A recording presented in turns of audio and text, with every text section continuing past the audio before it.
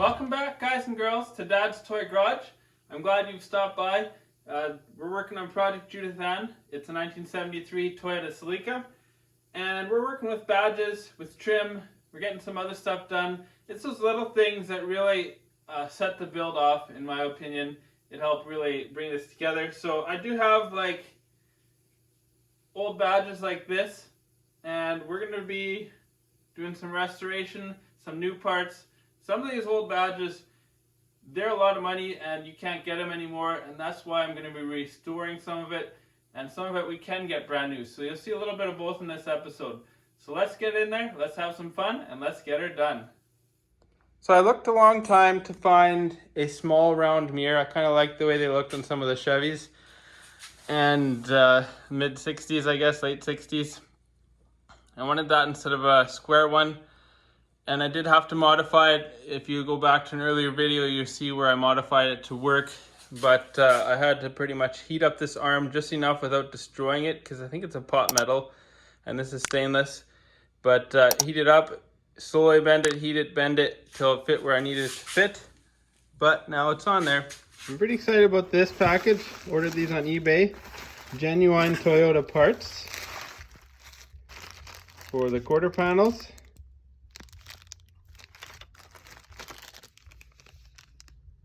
And so you got your part numbers there. They are very pretty. I'm very excited to put the dragons on and the text. So let's go do that. So I've just put a little bit of seam sealer on the studs. We're going to try and get this in with one hand here. You may not see this go all the way in by itself, but the holes are slightly snug just because of the body filler in there, but there we go. Got her where she needs to be.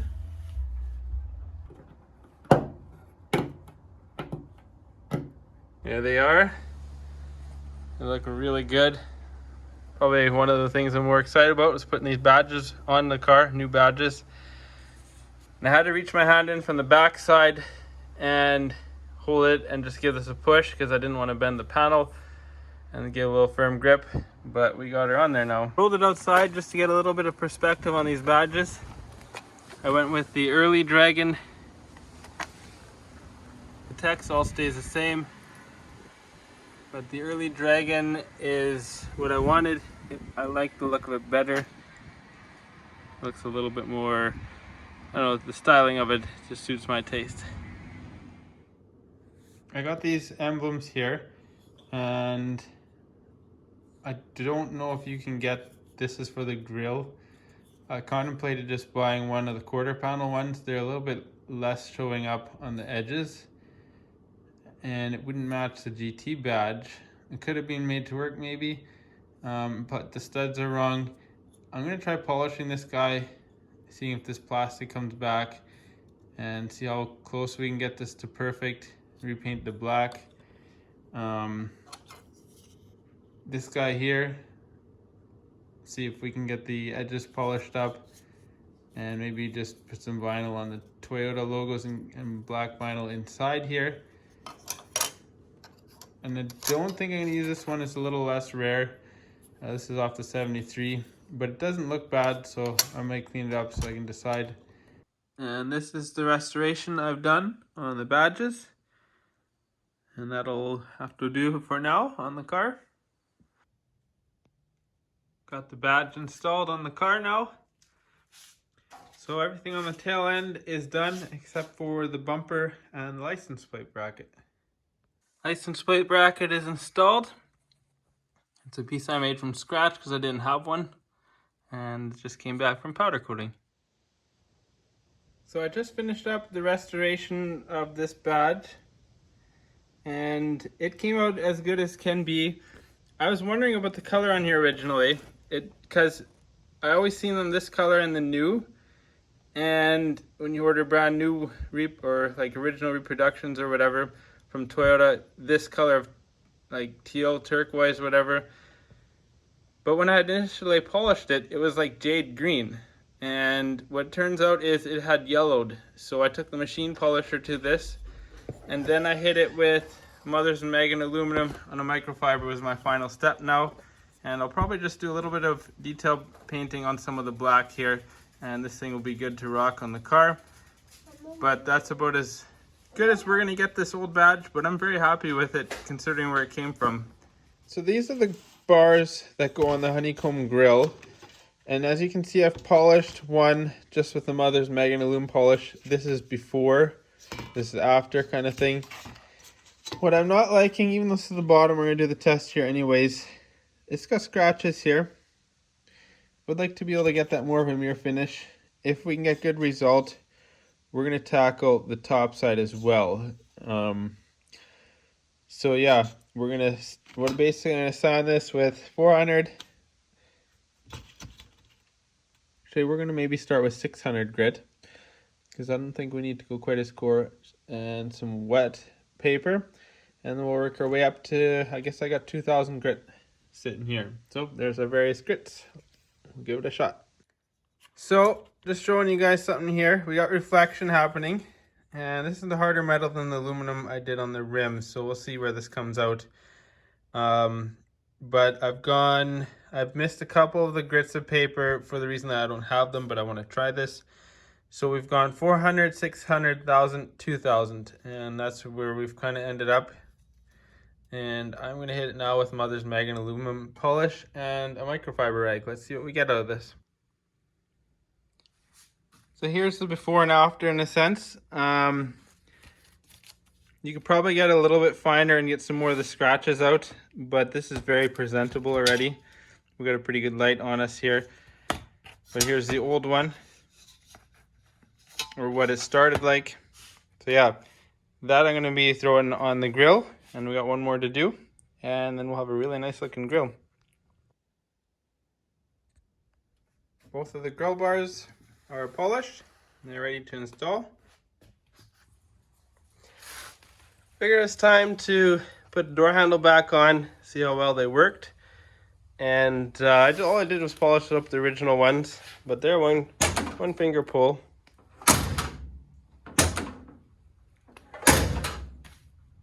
That's exciting. I'll do the other side yet, but there's one down. They have really cool door handles, I would say.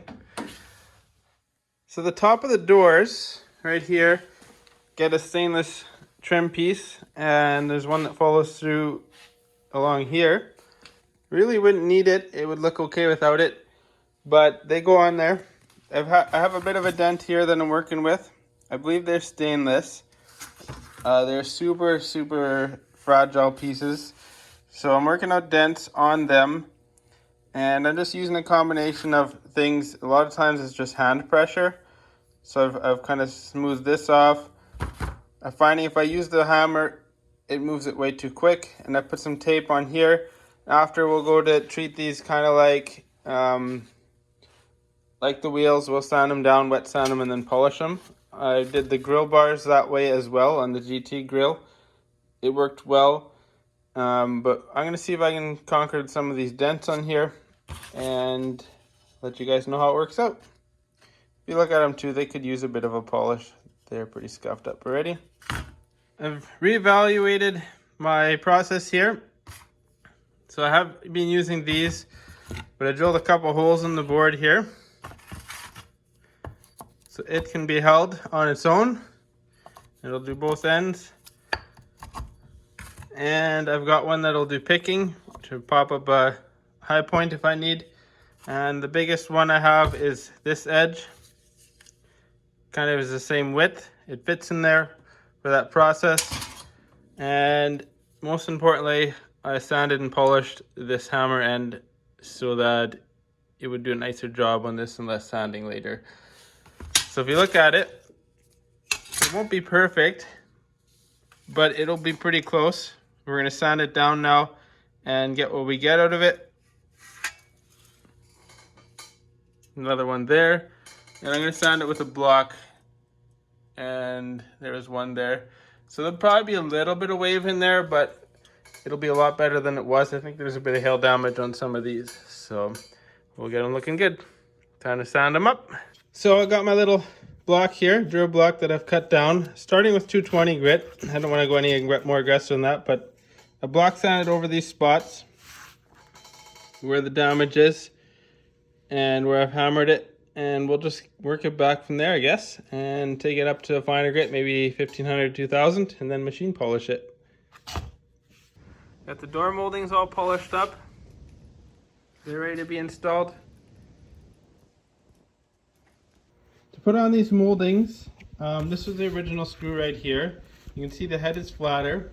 It's a number 8, and I just picked up a box of these from Napa, 8 by 3/8. So these don't fit because the head is a little bit thicker. The head size is very important. So I actually just ground them down a little bit, and I'm just going to put a little bit of this stuff on there so they don't rust. And the reason they don't fit is, I'll show you guys over here. These molding here is the one we just polished. This is that one from the place in Thailand. They need to fit in between these two because the screw will hold this on, and then this will go on top, and it's too much of a gap here otherwise.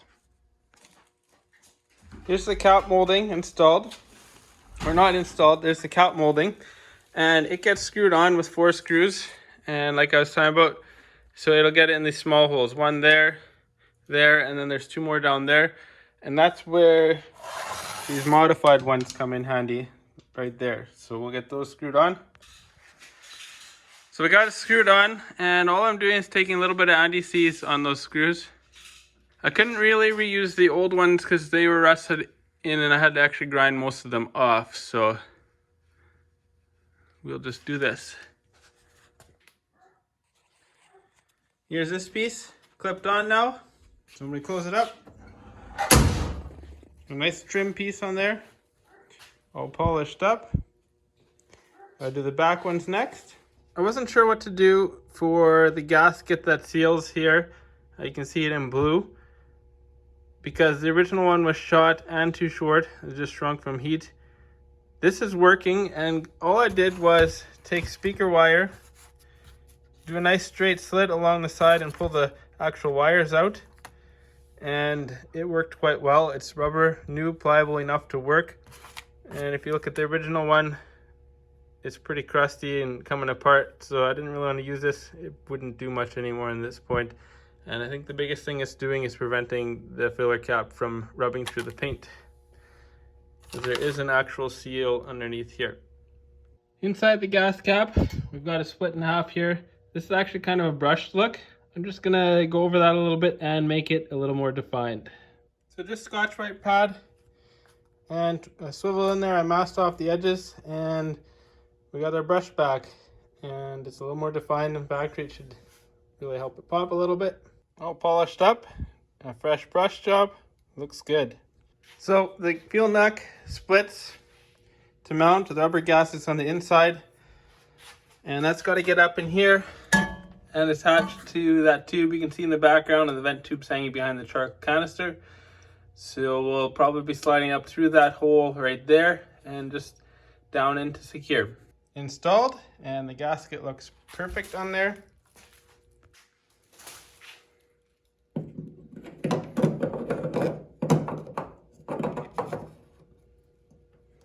There we go. Wanted to do that for a while. And on the back side here for the gasket, I'm not sure what I'm going to do yet. I couldn't find anything at Napa. I took a look there. I might make something if I can find a thick enough piece of rubber. We'll just build it from scratch. But for now, we'll call that done.